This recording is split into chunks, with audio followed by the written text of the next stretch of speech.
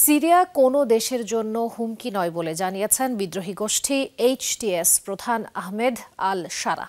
সংবাদ মাধ্যম বিবিসিকে দেয়া সাক্ষাৎকারে নতুন সিরিয়ার রূপরেখা নিয়ে খোলামেলা আলোচনা করেন তিনি। বাশারের আমলে দেশটির উপর আরোপিত নানা নিষেধাজ্ঞা তুলে নেয়ার দাবিও জানান বিদ্রোহী এই নেতা। শ্রীলঙ্কা আবারও রপ্তানিতে শীর্ষে।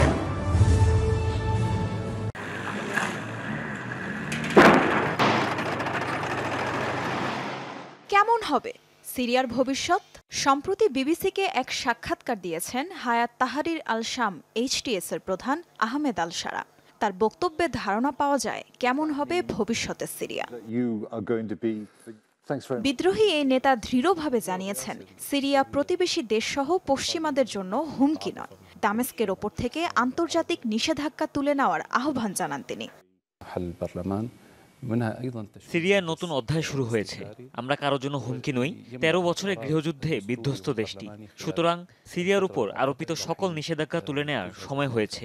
অত্যাচারী শাসক এবং নির্যাতিতদের এক কাতারে ফেলা উচিত নয়। আল কায়েদার সাথে সম্পৃক্ততার কারণে এইচটিএসকে ২০১৪ সালে সন্ত্রাসী গোষ্ঠী হিসাবে তালিকাভুক্ত করে জাতিসংঘের নিরাপত্তা পরিষদ। আহমেদ শারার দাবি, এইচটিএস সাধারণ মানুষকে টার্গেট করে কখনোই হামলা চালায়নি, তাই সন্ত্রাসী তকমাটি সরিয়ে নেওয়া উচিত।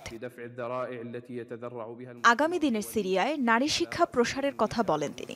এইচটিএস নিয়ন্ত্রিত ইদলিব রাজ্যের উদাহরণ দিয়ে তার কাছে নারী শিক্ষার গুরুত্ব তুলে ধরেন। আমরা নারী শিক্ষায় বিশ্বাসী। ইদলিবে একাধিক বিশ্ববিদ্যালয় রয়েছে। ৬০% বেশি মেয়ে শিক্ষার্থী সেখানে পড়াশোনা করছে। সাক্ষাৎকারের এক পর্যায়ে সিরিয়ায় মদ পান বিষয়ে স্পর্শকাতর প্রশ্ন ছুড়ে দেওয়া হয় এইচটিএস প্রধানের দিকে, যদিও তিনি বিষয়টি সতর্কতার সাথে এড়িয়ে যান। এখানে কিছু আইনি সমস্যা আছে। স্পর্শকাতর ব্যাপারগুলোতে আমরা এখনই কোনো মন্তব্য করতে চাচ্ছি না। শারা জানিয়েছেন, নতুন সিরিয়ায় গঠন করা হবে Syrian committee of legal expert, যারা তৈরি করবেন দেশটির নতুন সংবিধান, যা মেনে চলতে হবে শাসক গোষ্ঠীকে। তাজরিয়ান সোবহান, যমুনা নিউজ।